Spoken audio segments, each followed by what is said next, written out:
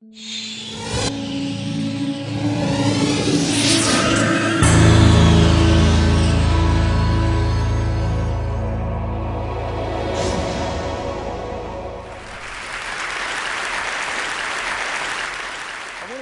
about the transformed media landscape and what it means for anybody who has a message that they want to get out to anywhere in the world. And I want to illustrate that by telling a couple of stories about that transformation. I'll start here. Last November, there was a presidential election. You probably read something about it in the papers. And there was some concern that in some parts of the country there might be voter suppression. And so a plan came up to video the vote. And the idea was that individual citizens with phones capable of taking photos or making video would document their polling places on the lookout for any kind of voter suppression techniques and would upload this to a central place, and that this would operate as a kind of citizen observation, that citizens would not be there just to cast individual votes, but also to help ensure the sanctity of the vote overall. Right? So this is a pattern that assumes we're all in this together. What matters here isn't technical capital. It's social capital. These tools don't get socially interesting until they get technologically boring. It isn't when the shiny new tools show up that their uses start permeating society. It's when everybody is able to take them for granted. Because now that media is increasingly social, innovation can happen anywhere that people can take for granted the idea that we're all in this together. And so we're starting to see a media landscape in which innovation is happening everywhere and moving from one spot to another. That is a huge transformation. Not to put too fine a point on it, the moment we're living through, the moment our historical generation is living through, is the largest increase in expressive capability in human history. Now that's a big claim. I'm going to try and back it up. There are only 4 periods in the last 500 years where media has changed enough to qualify for the label revolution. The first one is the famous one, the printing press. Movable type, oil-based inks, that whole complex of innovations that made printing possible and turned Europe upside down starting in the middle of the 1400s. Then, a couple of hundred years ago, there was innovation in two-way communication, conversational media. First the telegraph, then the telephone. Slow, text-based conversations, then real-time voice-based conversations. Then about 150 years ago, there was a revolution in recorded media other than print. First photos, then recorded sound, then movies, all encoded into physical objects. And finally, about 100 years ago, the harnessing of electromagnetic spectrum to send sound and images through the air, radio and television. This is the media landscape as we knew it in the 20th century. This is what those of us of a certain age grew up with and are used to. But there's a curious asymmetry here. The media that's good at creating conversations is no good at creating groups, and the media that's good at creating groups is no good at creating conversations. If you want to have a conversation in this world, you have it with one other person. If you want to address a group, you get the same message and you give it to everybody in the group, whether you're doing that with a broadcasting tower or a printing press. That was the media landscape as we had it in the 20th century. And this is what changed. This thing that looks like a peacock hit a windscreen is Bill Cheswick's map of the internet. He traces the edges of the individual networks and then color codes them.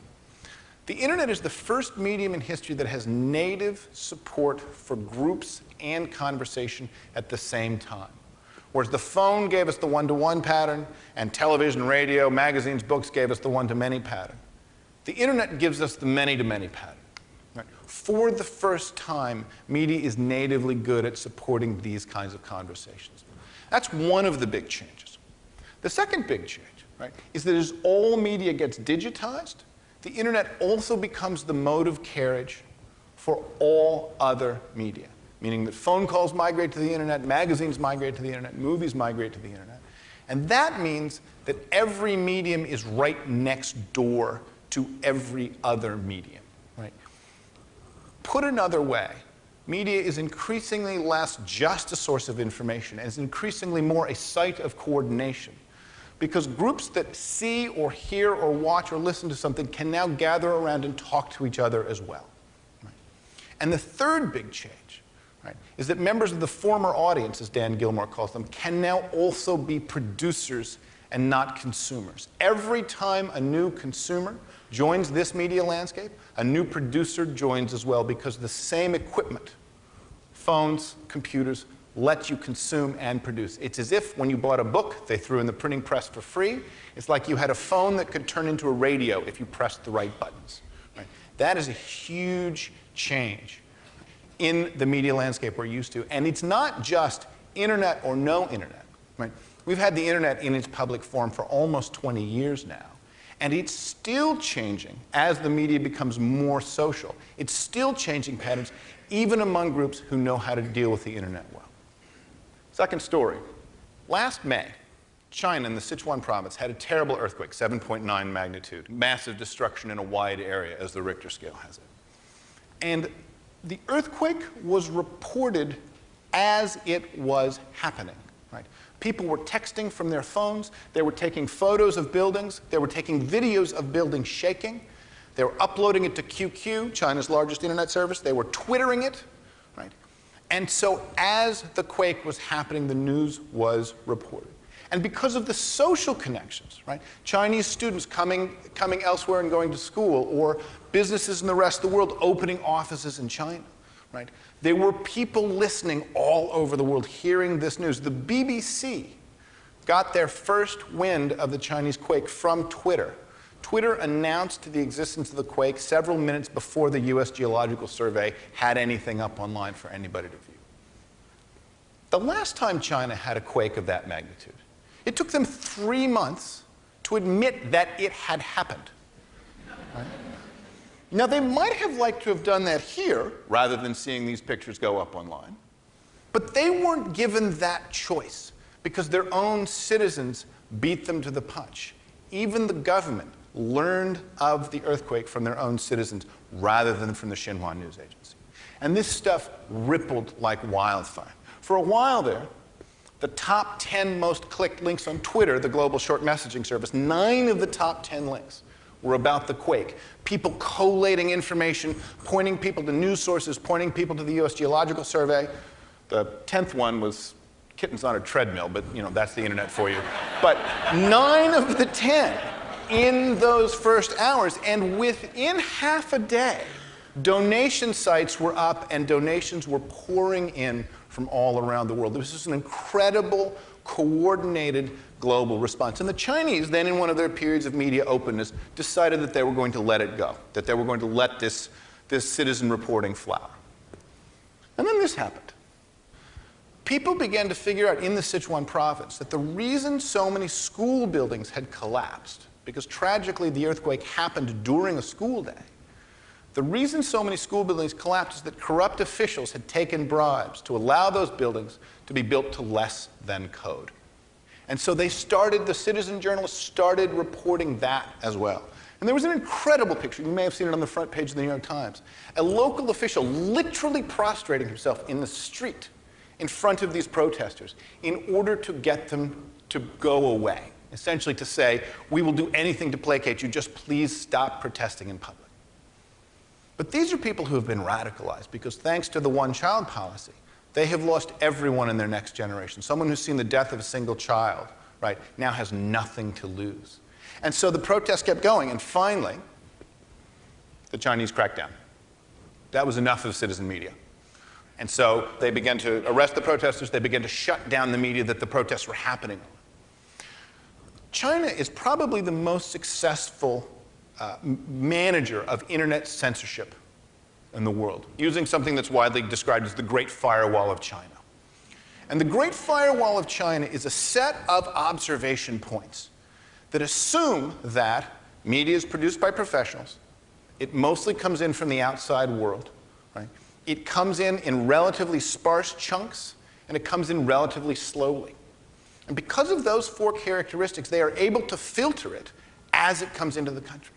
Right?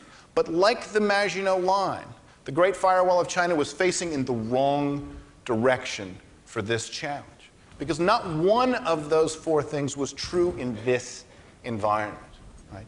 The media was produced locally, it was produced by amateurs, it was produced quickly, and it was produced at such an incredible abundance that there was no way to filter it as it appeared.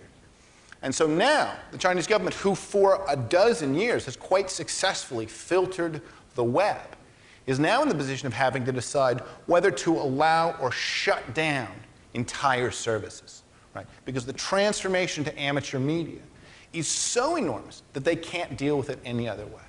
And in fact, that is happening this week.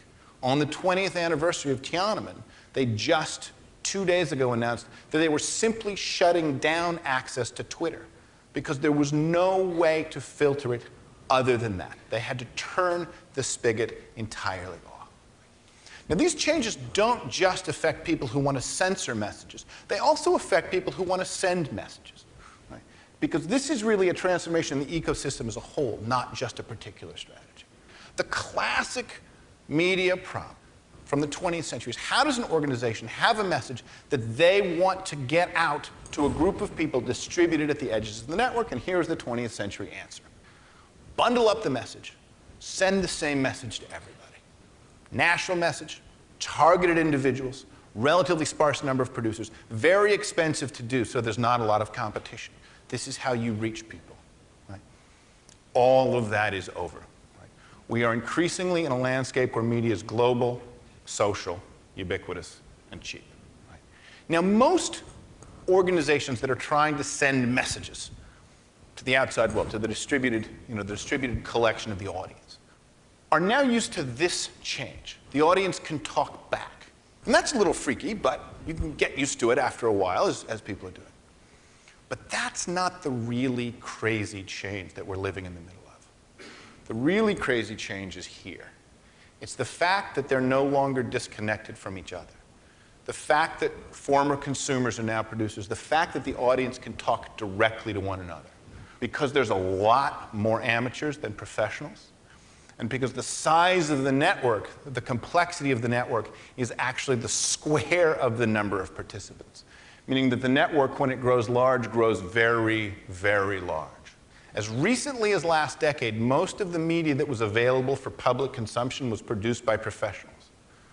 Those days are over, never to return. Right? It is the green lines now that are the source of the freak out. Which brings me to my last story. We saw some of the most imaginative use of social media during the Obama campaign. And I don't mean most imaginative use in politics. I mean most imaginative use ever. And one of the things Obama did, the Obama campaign did, was they famously put up mybarackobama.com, mybo.com. And millions of citizens rushed in to participate and to try and figure out how to help. Right? An incredible conversation sprung up there. Right? And then, this time last year, Obama announced that he was going to change his vote on FISA, the Foreign Intelligence Surveillance Act. Right? He had said in January he would not sign a bill that granted telecom immunity for possibly warrantless spying on American persons.